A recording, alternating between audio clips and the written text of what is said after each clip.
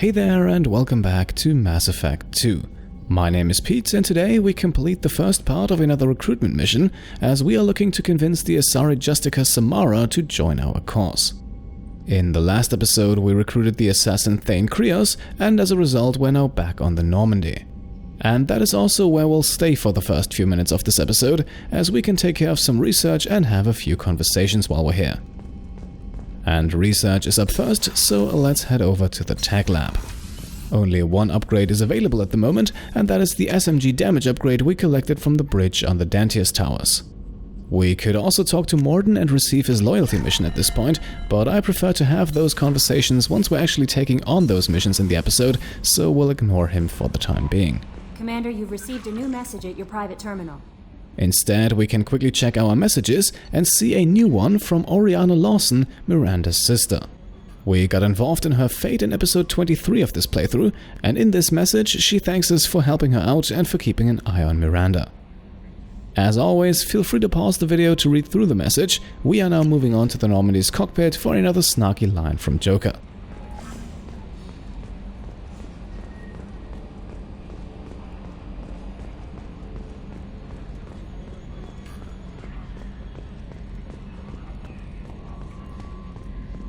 Oh, another dangerous alien aboard, Commander. Thanks. Why can't you collect coins or commemorative plates or something?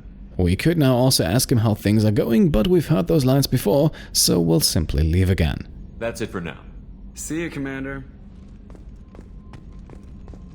Our next target is now Thane himself. As the latest addition to the Normandy's crew, we have a lot to talk about, most importantly the fact that he's suffering from a disease that is inevitably going to kill him. However, before we head into the life support area to have a chat with him, let's quickly stick our head in the crew's quarters, where we can catch up on the latest developments in the story of crewman Rolston's family.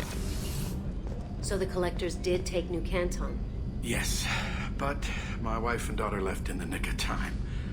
They're resting in San Francisco as we speak. That's great news. It is, but I knew a lot of good people in New Canton. Our mission has to succeed. Thank God Shepard's in command. Thank God indeed, and of course it's also good to hear that Rolston's family is safe. We have now arrived at our destination, so let's have our first lengthy conversation with Thane Krios. Do you need something? And we'll start with the personal questions this time. In his case, those seem to be a bit more pressing than usual. Have a few minutes to talk? Certainly. We haven't had a chance since I joined. When we met you, you said you were dying. Yes. I thought you'd want to know more. You don't have to worry about the rest of the crew. My illness is not communicable, even to other Drell. It's called Keprel syndrome. And being the good commander that we are, we will of course learn all that we can about the disease. What exactly is the problem? My people are native to an arid world. Most of us now live on Kaje, the Hanar homeworld. It's very humid and rains every day. Our lungs can't deal with the moisture. Over time, the tissue loses its ability to absorb oxygen. It becomes harder to breathe. Eventually, we suffocate. Then don't live on Kaji, or use breathers. Drell have a close relationship with the Hanar. We rely on each other. The best we can do is keep our homes very dry inside. Can't they do something about that? The Hanar have funded a genetic engineering program. They should be able to adapt us. The project has only been running for a few years. I don't believe my body will still draw breath by the time it bears fruit. Right, so I think it's time to ask the all-important yet uncomfortable question, how long does Thane still have? Are you going to be alright until the end of the mission? I should be fine for another 8 to 12 months. The more time I spend in humid environments, the faster it progresses. I think it's safe to say that by the time my body is incapacitated, we'll be victorious. Or dead. Either way, I won't be a burden to you. We can now also earn the first morality points of the conversation by picking the option at the top here for 2 Paragon points. Is there anything we can do here? Normandy has a state-of-the-art medical bay. No, thank you. It's being attended to. If the finest medical minds in the Hanar illuminated primacy can't solve the problem, I doubt your ship's medic could. Thank you for your concern. Trust me, this won't affect my performance. Right, that's the first part of the conversation completed. We unlock a few codex entries, but we're not done yet. Thane has a bit more information for us, and we can also unlock an upgrade for the Normandy, so let's jump right back in. Do you need something? You mind if I ask you a few questions? Not at all. We can learn a bit more about Thane's culture now, and even though religion is normally not a great topic for conversations with people you've just met, we'll make an exception right here. When you pray for the wicked, who exactly are you praying to? That depends on the circumstance. To find my target, I speak with them on Kira, Lord of Hunters. When I act to defend another, Arashu, goddess of motherhood and protection. And when I have taken my target, I speak with Kalahira, goddess of oceans and the afterlife. Oceans and afterlife don't seem to have much in common. Consider, the ocean is full of life, yet it is not life as you and I know it. To survive there, we must release our hold on land, accept a new way to live. So it is with the death. The soul must accept its departure from the body. If it can't, it will be lost. I didn't know that Drell had many gods. It's one of our older beliefs. Many embrace the Hanar and Kindlers now, or the Asari philosophies. The old ways are dying. There are so many ways to interpret one's place in the universe. Who needs the wisdom of our ancestors? The younger generations don't believe they can help us fathom genetic engineering, orbital strikes, or alien races. Now, the Drell, the species that Thane belongs to, they are known to live in close proximity to the Hanar. However, we don't know much about how that symbiosis works for either side, so let's have Thane shed some light on it. The Drell live on the Hanar homeworld, don't they? Yes. I know many think the Hanar are difficult to understand. It's just that they're very formal with those they don't know. We know them quite well. If you ever get close enough to a Hanar that they tell you their soul name, you would find them warm. I thought that Hanar only let very close friends know their soul name. Most of my commissions were for Hanar. I grew close to my regular contacts. Soul names tend to be poetic. A Hanar known for its cynicism might take a name that means illuminates the folly of the dancers. Hanar talk using bioluminescence. That's more of an obstacle than their politeness. True. Many Drell have had their eyes genetically modified to perceive their higher frequency flashes. I had the treatment. I can't tell the difference between a dark red and black, but I can see ultraviolet light as a silver color. And that already brings us to the final topic of this conversation, the aforementioned upgrade for the Normandy. We need to have the best equipment possible to take on the collectors. You have any leads I could chase down? My old contact network often located rare equipment for me. Would you like me to get in touch with them? Let's see what they've got. Right, we can find this one under ship enhancements, and admittedly it's not overly useful. The modular probe bay increases our probe capacity, and since this is a completionist playthrough, we will research it, even though we probably won't use it too often. And that's it, that's our first conversation with Thane behind us. We learned a few things, but nothing terribly intriguing yet. Before we move on, we can quickly stop by Kasumi's quarters, as she has a few new lines for us. I was just thinking about you. Liara Tassoni's got quite a reputation. I've done business with her people before. I hear you and she were an item before. I bet it was hard running into her again after all this time. My heart goes out to Miranda and her sister. That's a rough situation. I have to say, that Jacob? He seems pretty intense. I wonder if he likes Japanese girls with a penchant for kleptomania. Come back later. I'm sure I'll have more to talk about. Alright, some romance might be brewing here, but we'll respect her privacy and not inquire any further. Thank you, Commander. Rupert put the new supplies to good use. Instead, we can now run over to Miranda's office, because I'm sure she'll want to talk about what went down in her loyalty mission a few episodes ago. Thanks again, Shepard. Taking the time to help me with my sister. I couldn't have reached Oriana in time without your help.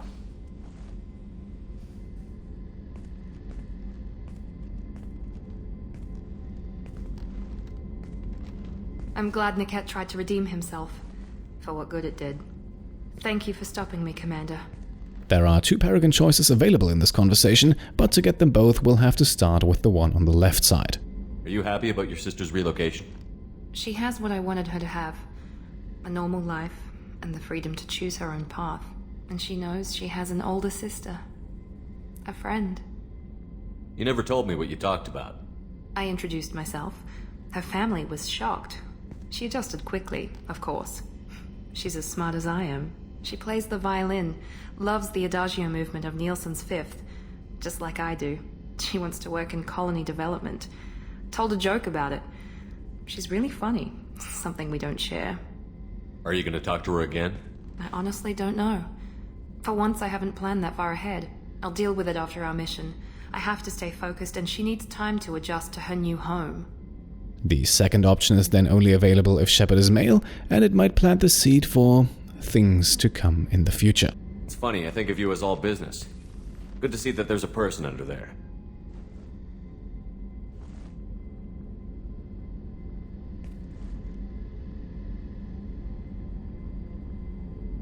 The mission's too important to let personal feelings interfere.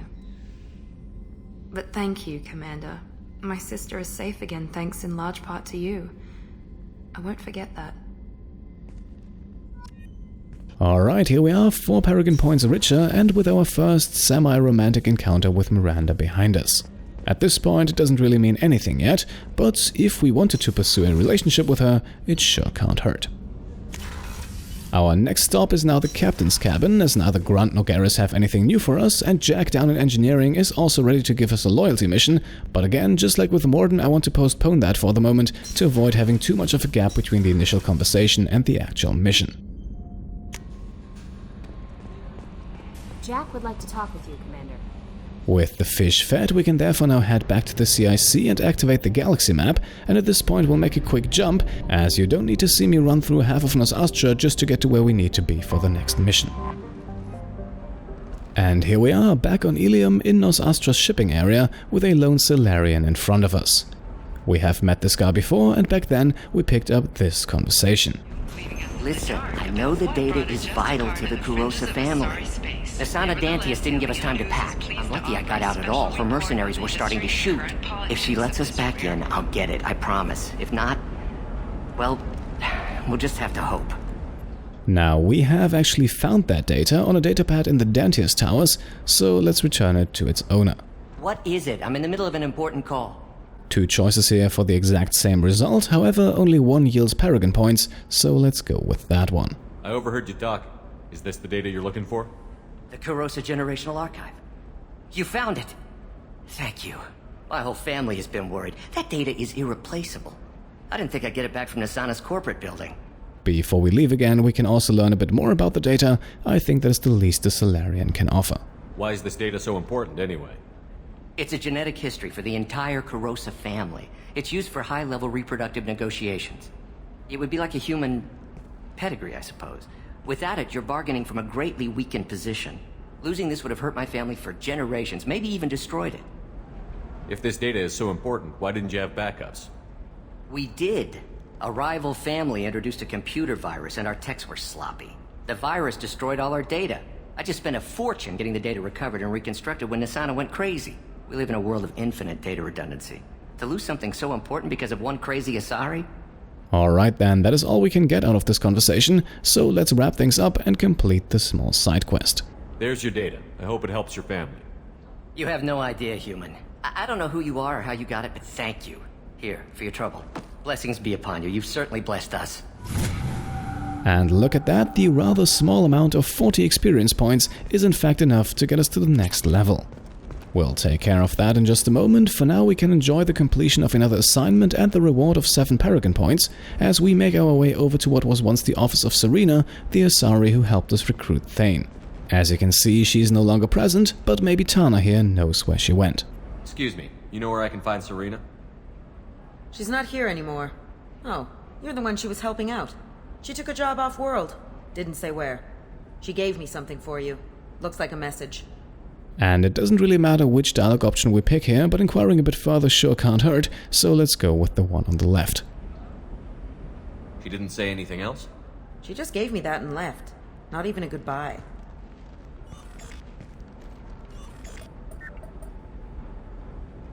And I don't think I have to mention that we are of course going to listen to the recording. Everything else would not really make a lot of sense for a completionist playthrough. Hey Shepard, I was on my way to a new life when the new burst arrived. The bitch is dead. I assume that means your friend is alive and he finished his job. Tell him if I ever see him, I'll buy him a drink. Well, conveniently enough, he is also a member of our current squad, but sadly we have no way of letting him know about this offer. We have also now reached the point where we can finally begin the next recruitment mission. All loose ends from the previous one are now tied up, and we can run over to the transportation hub. According to Liara, the Asari Justicar Samara arrived here a while ago and registered with Tracking Officer Dara. Now, Officer Dara can be found in the small police booth over on the right side here, and hopefully she can tell us where the Justicar went so that we can follow her in our attempt to recruit her. Can I help you with something? I'm looking for an Asari warrior named Samara. Wait, why? Do you have a problem, or did she kill somebody already? The conversation begins with an immediate morality choice, and we'll stick to the Paragon approach as usual. Relax, I just need to speak with her. Good. Samara's the first Justicar I've seen on Ilium. If I'm lucky, things will stay peaceful. She went to the commercial spaceport a few hours ago. If you want to get there, the pedestal on that balcony will summon a cab. Just be polite when you meet her. Justicars embody our highest laws, and they usually stay in Asari space. She's not used to dealing with aliens. Okay, that was easy. A cab will get us to where we need to be, but before we leave, we can use Officer Dara to get a bit more information, starting with Justicars in general. Tell me about the Justicars. They're a monastic order. They've given up their families and possessions to follow their code. Most of them are on some lifelong mission, but they'll always stop to deal with any injustice they encounter, which can be a problem. In some ways, they're a lot like the Spectres, undertaking personal missions. Spectres are authorized by the Council. Who do Justicars represent? What? That's like, I don't know, a good human metaphor. They represent their code, our code. It's closer to a religious group than a legal branch. No law-abiding Asari would question a Justicar's orders. Nobody becomes a Justicar for personal gain.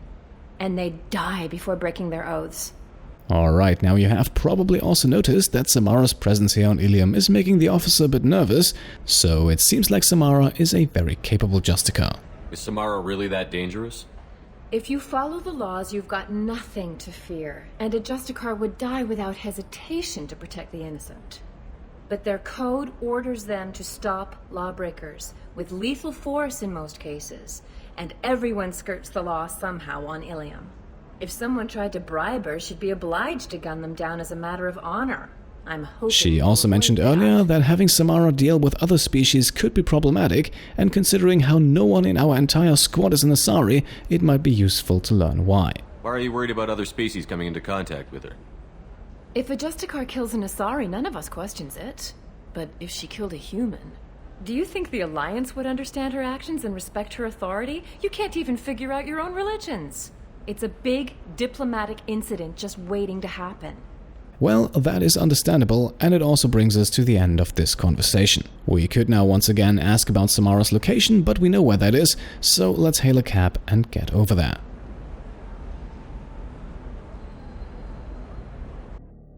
Right, so for this mission we are taking the two squad members who've been with us for a few minutes now, Thane and Grunt.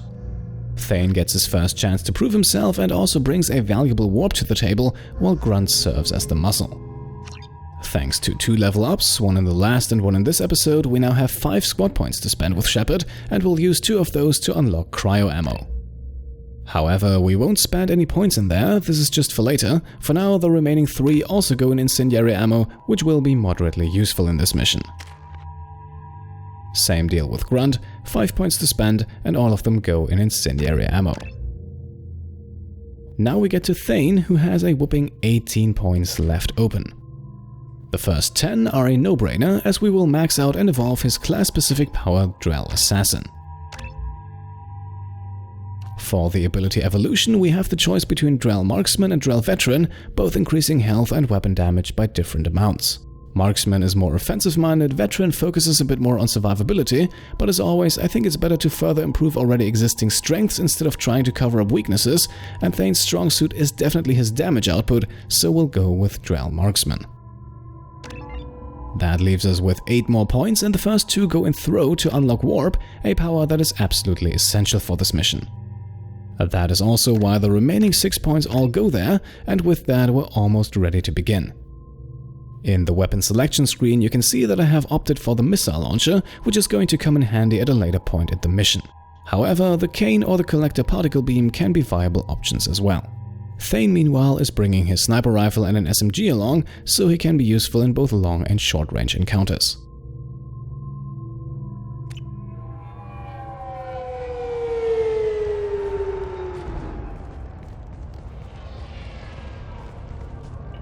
Where do you think you're going? I'm taking my goods to Omega, Detective. You're not going anywhere, Merchant. Not until I solve this murder. I had nothing to do with that. It was those mercenary thugs you can't seem to get rid of. The victim was your business partner, and I'm not ruling you out. I'll let you know when you can leave. What about that Justicar that just showed up? Everyone says she might go crazy and start killing. I need to leave. She'll only kill the unjust, so I'm sure you have nothing to worry about, Pitne For. Find me in the station if you need me.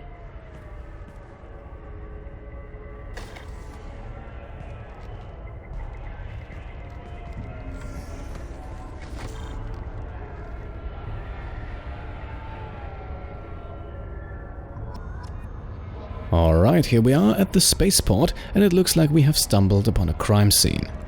The Volus here seems to be at least somewhat involved, as the victim was apparently his business partner, so maybe we can get some information out of him about what's actually going on. What do you want? I've already got mercs wanting to kill me like they did my partner. I don't need any more trouble. As if that weren't enough, some Asari Justicar showed up this morning. All the natives are scared of her. I've got to get off of this world. As usual, we go with the dialogue option on the left first, just to get the most out of this short conversation. Has Samara actually done anything yet?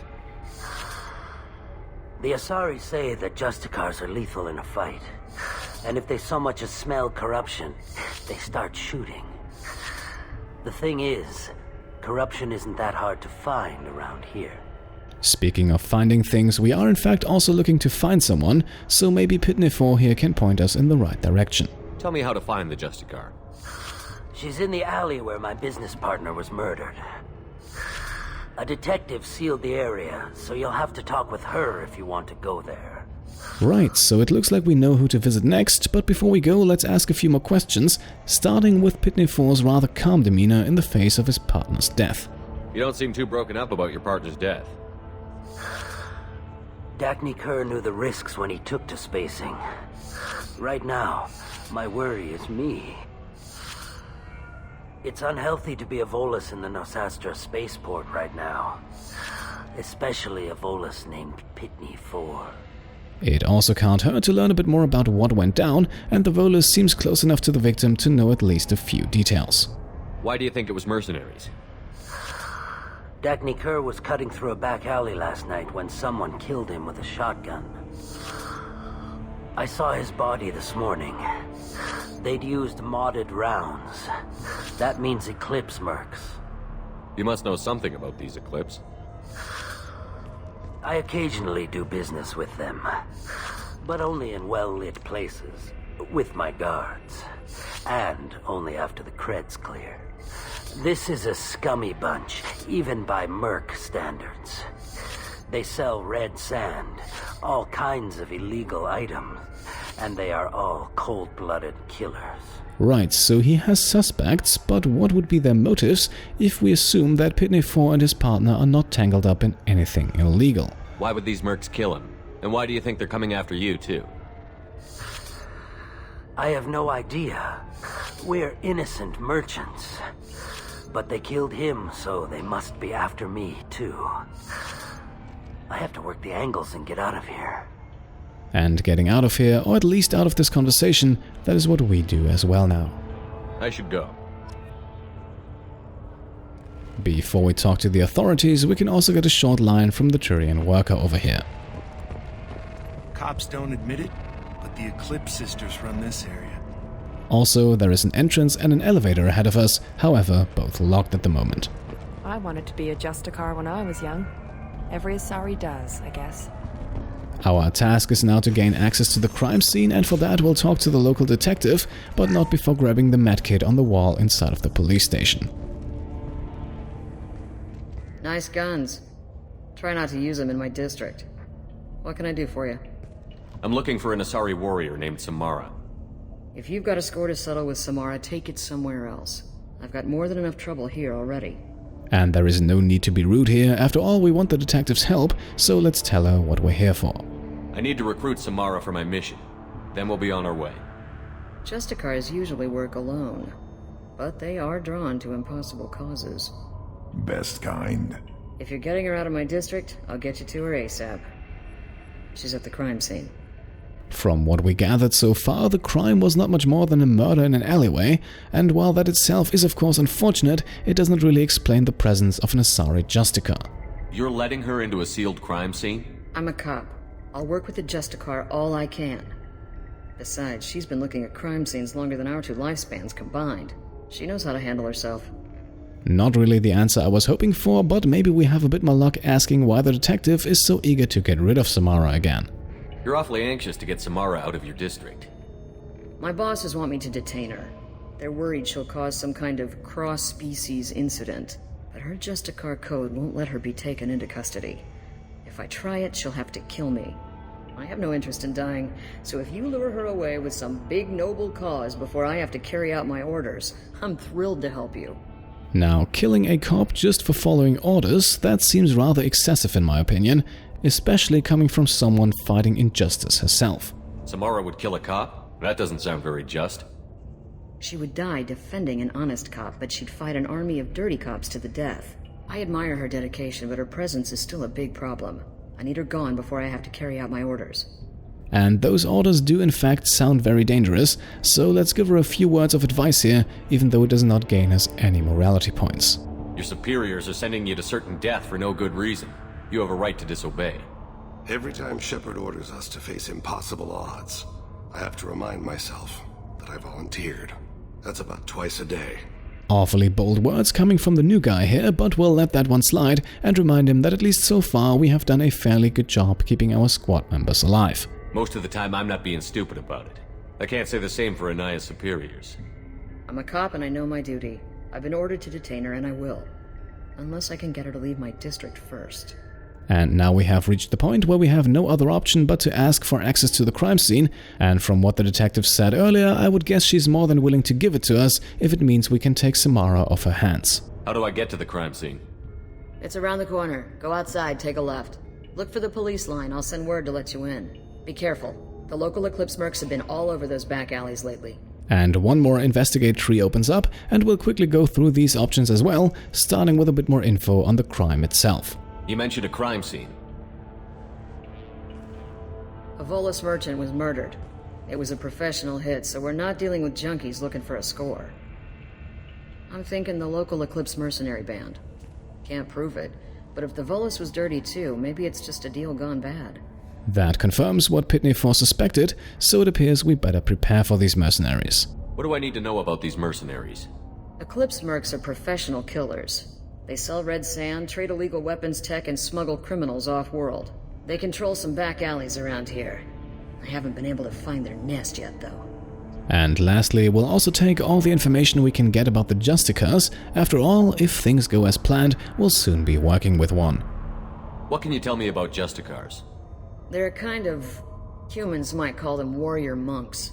They live by a complex code that compels them to punish the wicked and protect the pure. They've been a part of Asari culture for millennia. I read adventure stories about Justicars when I was a child. People seem nervous about Samara's presence. Asari admire Justicars, but we also know that they kill without mercy when they find corruption, and Justicars never leave Asari space. Why is she here? I doubt it's to investigate the murder of some corrupt Volus. What do you think of Samara herself? She's been a Justicar longer than 3 of your lifespans. Whoever she was before she swore that oath, that person is dead. And that's all we can get out of Detective Anaya, and I would say we have bothered her long enough, so we'll let her get back to her job. I have to go. Good luck. We'd better find Samara before the detective goes after her. And here we are, with all the info and clearances we can get at this point, ready to investigate the crime scene and hopefully also to locate Samara. Our weapon choice is solid for what lies ahead, so we can ignore the weapons locker inside of the station and instead make our way over to the entrance to the crime scene. Instead of walking straight in, however, we will make the cut right here. This mission is once again a rather lengthy one, and completing it in this episode would push the video far beyond the 1 hour mark and probably throw me off my schedule for the rest of the week. So for today, we can wrap things up right here and continue hunting down the Justicar in the next episode. If you enjoyed this one, then I would be happy if you could leave a thumbs up, and if you want to support me and my channel further, then feel free to subscribe or to check out and maybe pledge to the Pete Complete Patreon. Thank you all for watching, and I'll see you next time. Cheers.